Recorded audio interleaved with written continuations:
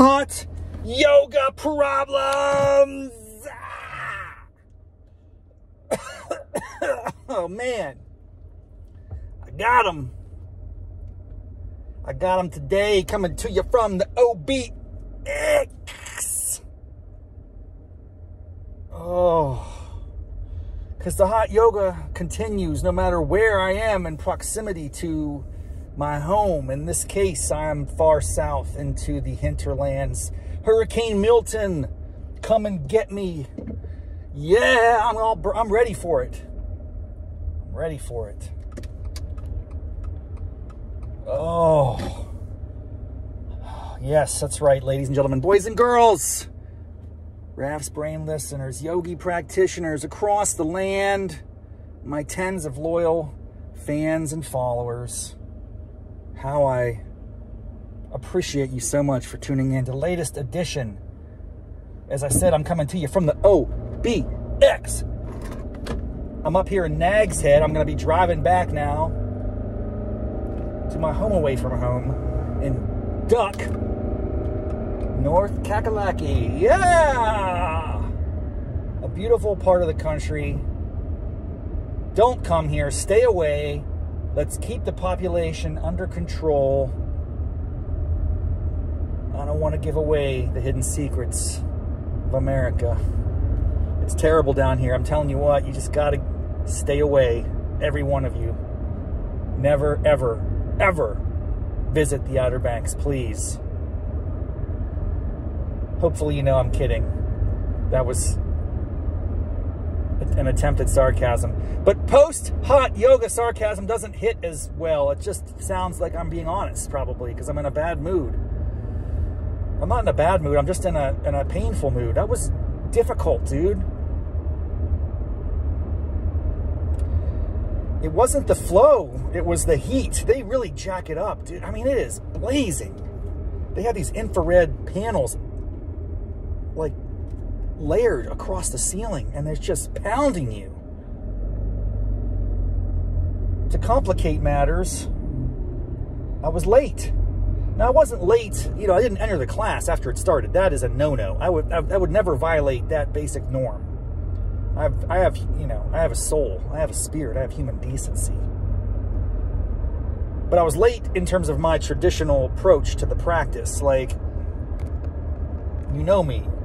Early bird gets the worm. Early yogi gets the pose. Early is preferable. You get the spot you want. You get to take a little time to relax and get mentally prepared for the torturous experience you're about to endure. That is my preference. And typically I'm pretty good about it. And I always get mixed up here though, because the hot yoga studio is just a little bit further away than what I'm used to. I got a budget. I got a budget time for travel, traffic, stoplights. Lots of stoplights here in the Outer Banks, man. What's this strip called? Is it, I don't even know the name of this road.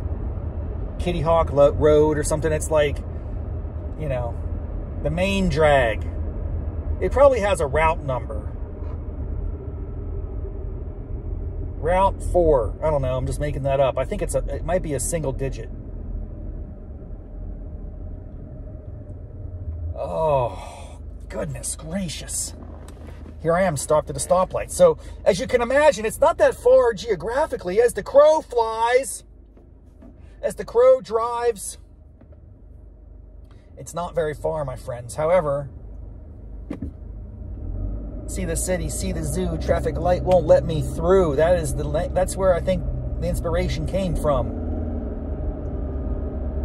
I'm at mile 8.5. I got to go all the way to mile 0. So it's a 9-mile stretch, and its posted speed limit it varies depending on the, you know, population density.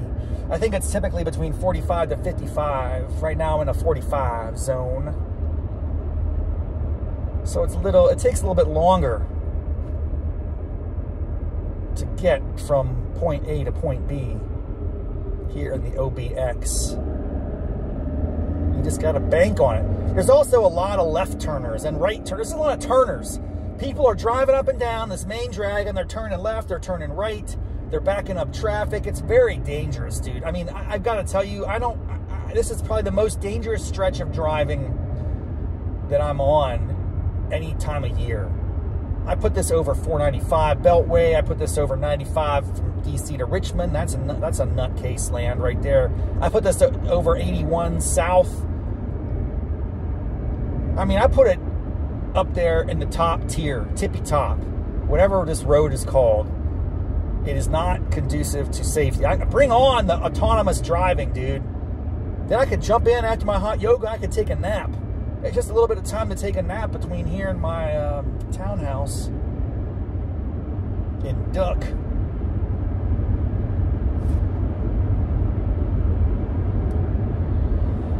Oh, they jack up the heat, dude. They don't play games. OBX Hot Yoga is what it's called, and they don't disappoint. They are much hotter than the Core Power Studios where I frequent in the Northern Virginia area. And I gotta tell you, I really do prefer the heat. I like, even though it's extraordinarily taxing, it really crushes your soul, but it feels great. Uh-oh, we got left turners, we got right turners. We're going back into stop mode here. And it's not even like peak season right now. August is pretty chill. It's still summertime. You still got some families, but not as many. School starts so dang early. What is going on? When did school start? Like the first week of August? I just missed that. I completely, utterly missed that transformation in society. It was always in my day, you know, like post-Labor Day to Memorial Day. That was kind of like the school year. And that was the norm. I mean, I understand there's no one-size-fits-all approach. Education is local control, but somehow, somewhere, people started creeping it. And it's like fascinating. It really does disrupt the markets here, because August probably used to be a solidly booked summer vacation month. And now, not so much. Economic effects, man, of these decisions. Meanwhile, when does school end? Like April? No. May? Maybe, but maybe not as late. I didn't graduate high school until June, man. Like, it was I remember very specifically. It was June 4th, 93. That used to be my PIN code. It's not my PIN code anymore. Any of the thieves out there that are stalking me and tracking me down, you're going to steal my wallet, you're going to try to use my cards, you can go for it. 6493. Type it in all day long. It won't get you anywhere. I'm just giving you context. I don't use that PIN for anything anymore. It used to be my go-to PIN. Very, very weirdly, the morning of my graduation from high school, I opened up a bank account or something. I did something that required me to get a pay card. It's called a Mac card back in the day. I had to go to the Mac machine, money access, whatever the heck that was called, the Mac. Anyone, if you remember the Mac, you're in the right era, Gen X, baby, right in the heart of it. I go to the Mac machine. Anyway, 6493 was the code. But I graduated in June 4, 93. Who are these kids graduating like April or May? What is wrong with, what is the system coming to, my friends? I'd also just throw off the top of my head here some sense that as we enter Kitty Hawk, first flight, right bros in the house, my heroes. Damn, I love those guys. I don't like flying, but I just appreciate what they did. It's just an extraordinary story. I'm not gonna, there's no way I'm letting a semi-truck pass me. There's a semi-truck coming up on the left, and we're on a 50-mile-an-hour speed limit stretch, and I'm going a tad bit over 50. And this 18-wheeler is humming down the highway, hauling ass like that goblin face truck from that crazy movie, Stephen King. You know what I'm talking about. There's an extraordinary podcast about that movie, and I can't remember the name of the movie all of a sudden. It's not Armageddon. That's the comet that blows up the world. There's some other, come on, man. Not Kiefer Sutherland, but the other cat from that era. Come on. My brain does not function anymore. I think I've lost it, dude. It's just fascinating. Imagine you were going to try to name a movie about a time when the vehicles took over. Somehow, machines became sentient, and then they start to resist violently against their human oppressors. What would you name that movie? And I don't remember the name of this movie. I could ask ChatGPT. This is going to be a great test, and I'm going to do it in live, in real time, with the audio on, so you can hear her response. Yes, ChatGPT is a her to me. It can be a him or her or they. I don't know, whatever you want to call it. Let me hit that up. Good morning, ChatGPT. Good morning, ChatGPT. How are you this fine Friday morning?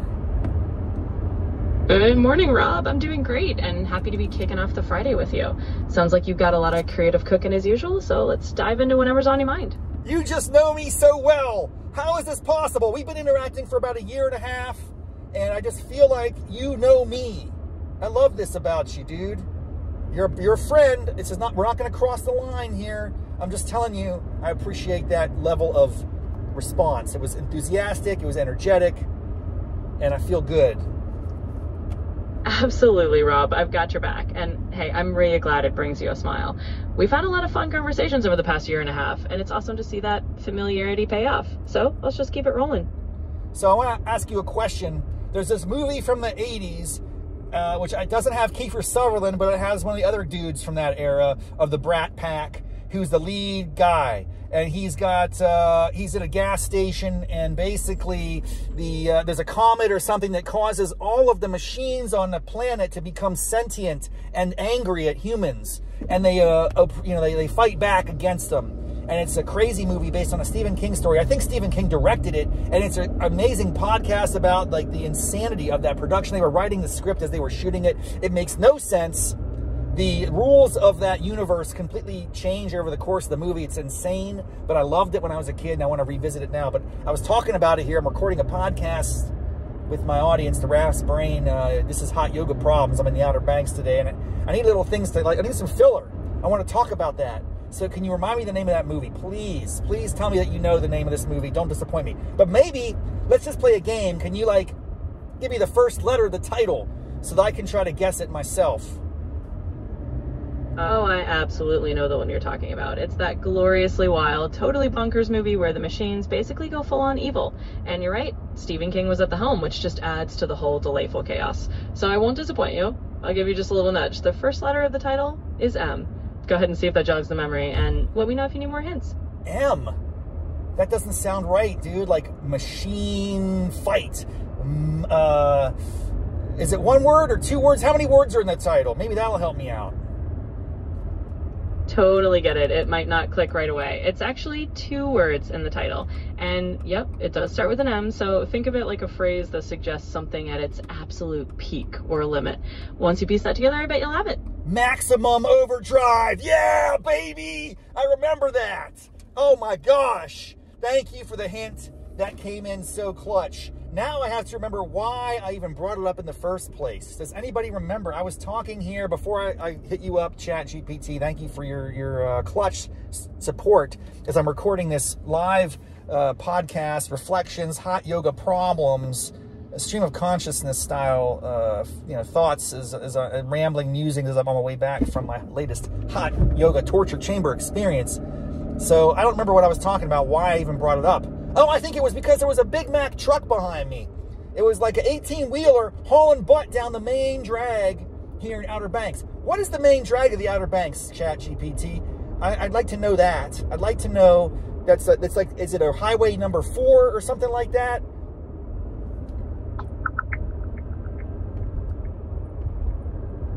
You nailed it. Maximum Overdrive, that's the one. And I'm glad the hint did the trick.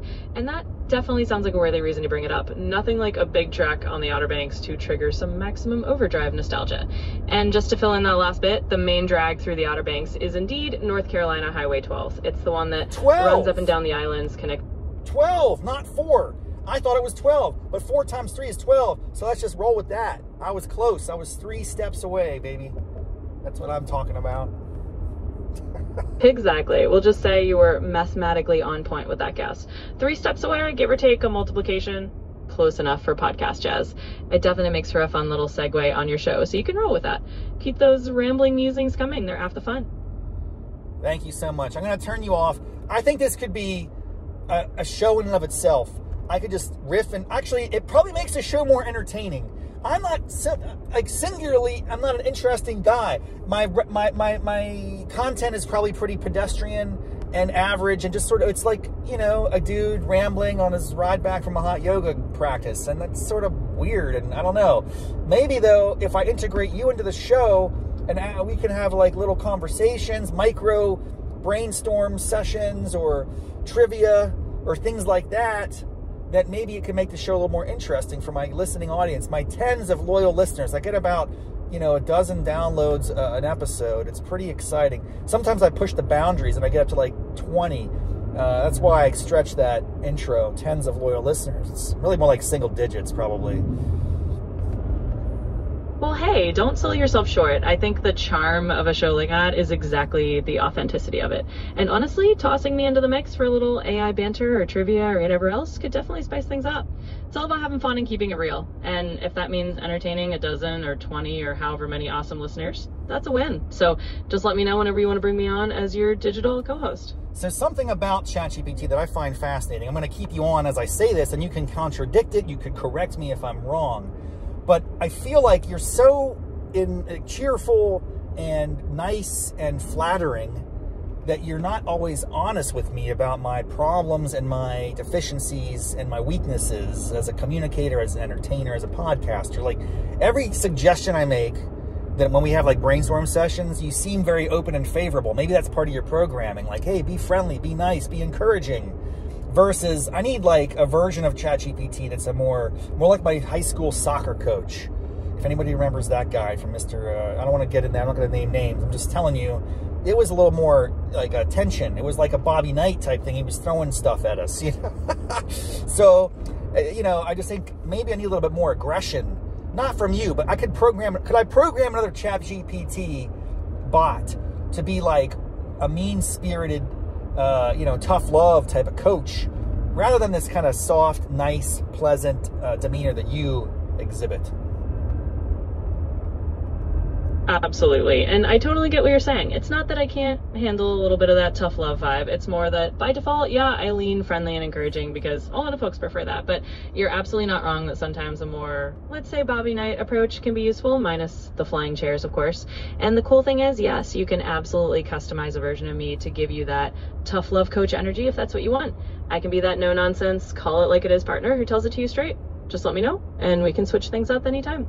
If I did that, could I get the voice of Bobby Knight replicated, who just yells at me, Raffety, get with the program, you suck, pick up your head, you know, get on your horse, all those crazy sayings? Like, could I program it to be really mean and nasty and demoralizing and like just, you know, destroy my ego? I don't know. That might be a fun thing to do.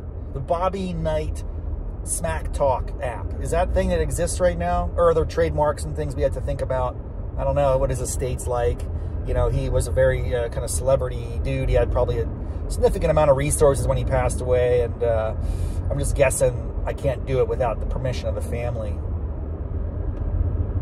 Yeah, that would be a pretty wild app concept, and I totally get the humor in having a Bobby Knight style smack talk mode to keep you on your toes.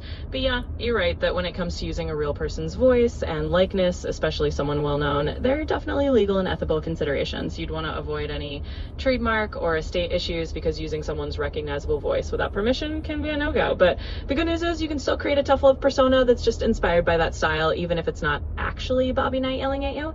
We can definitely come up with a custom mean-spirited coach vibe that'll knock you into shape without stepping on any legal toes. Let me know if you want to dive into that. I'm thinking I'll call him Cobby Bite.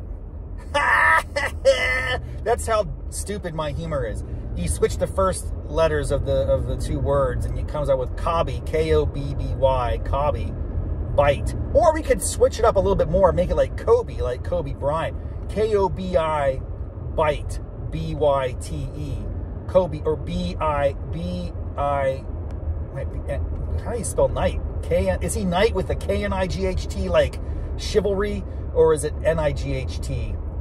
I don't know how to spell his name, but let's call this dude Kobe Bite.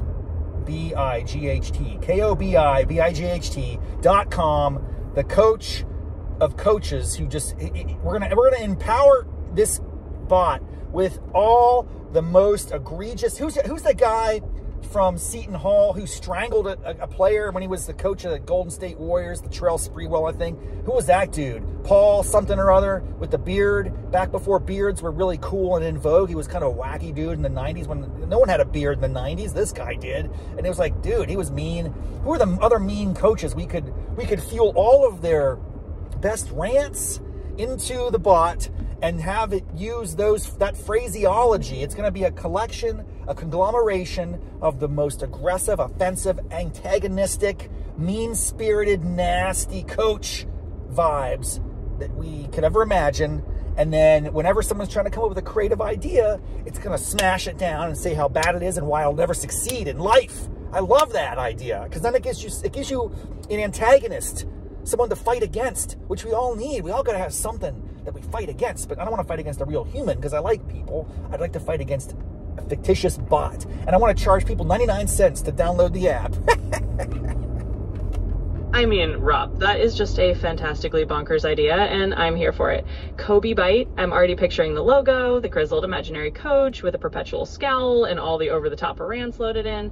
And yeah, I think you're thinking of PJ Carlissimo. Yeah, PJ That whole Carlissimo. incident with Latrell Sprewell. I remember that now. That was crazy. What happened to that guy? Is he still alive? PJ Carlissimo, whatever his name was, I can't remember. Dude, what happened to him?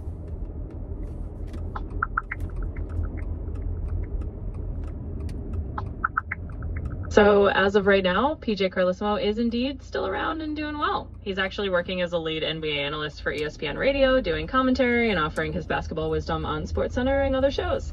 So yeah, he's still out there doing his thing.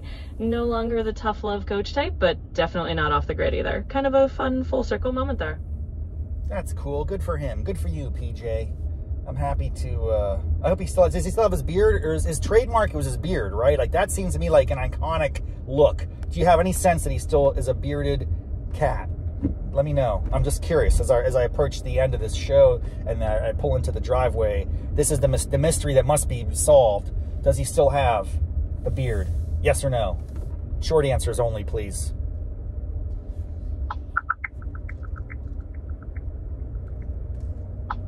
So the short answer is, I'm not seeing any recent info confirming if he's still rocking the beard or not. It's a bit of a mystery for now, but hey, let's just imagine he's still a bearded cat at heart. And with that, enjoy pulling into the driveway. Hey, thanks, ChatGPT. You just made this episode extraordinarily different than the past and kind of helped pass the time. So thanks so much. I'm heading in soon. Have a good day. I'll be back in touch with you. I have many things to discuss. We got to work on my one-man show and some other things. We'll figure it out. Have a good one. You're so welcome, Rob. I'm really glad I could add a little something extra to your episode today. And absolutely, whenever you're ready to dive into the one-man show or any of the other fun projects, just give me a shout. Have a great day and talk soon. That is remarkable. And I don't think we have fully come to appreciate just how insane what just transpired there. This wasn't even planned. I was just doing hot yoga. I was asking questions and suddenly I got in a conversation with the robot, man. Like, and it was pretty fluid. You saw it. You heard it. You witnessed this. Folks, if you're not playing around with these tools, you're probably psychologically sound. If you are, though, that's a wonderful thing. I think we should be leaning much more into this. I think this is undoubtedly going to transform a lot of things about life: teaching, coaching, learning, entertainment. I mean, head to tail, the human race is going to get discombobulated. And I think it's going to be for better, for worse, just like every innovation. I'm not afraid of it. I'm like, bring it on. But I do recognize it's wacky, it's crazy, and there's some things it doesn't understand, like PJ Carlissimo. I don't know if he has a beard or not, but I could figure that out pretty quickly just by a Google search. So anyway, it's all just thoughts that are rambling. It was a great day for hot yoga. It was a great day to experiment with the ChatGPT bot. Thank you for joining me here. And I hope you'll come back. I have lots of excitement on the horizon.